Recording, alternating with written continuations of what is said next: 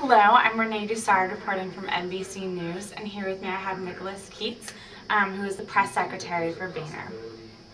Well, today we are here to talk about the possible government shutdown.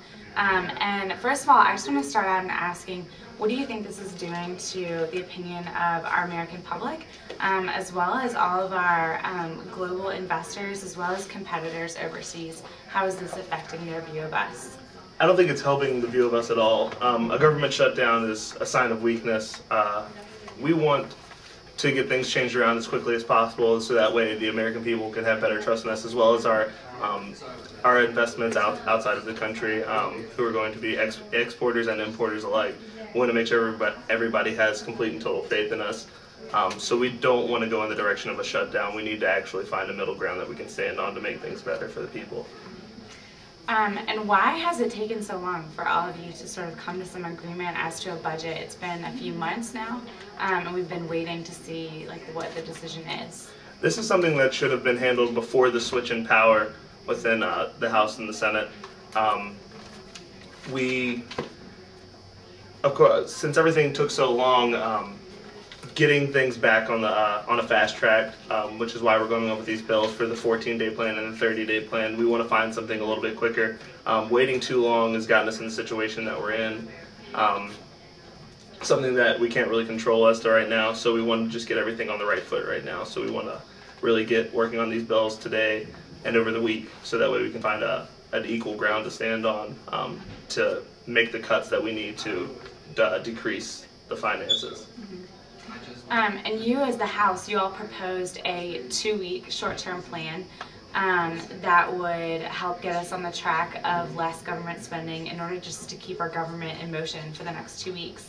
But also, government asked that we would lengthen that to 30 days. How do you feel about that change?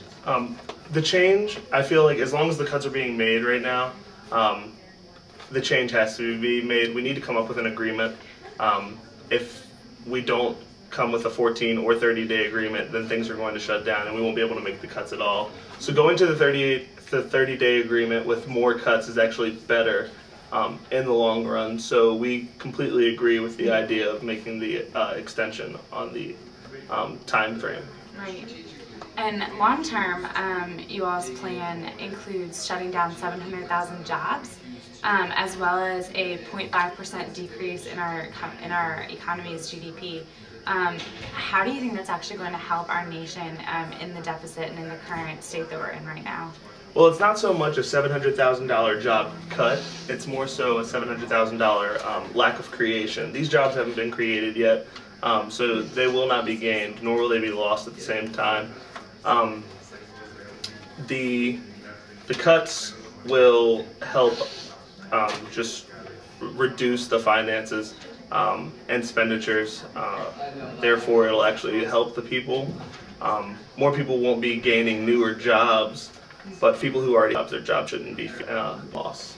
Right.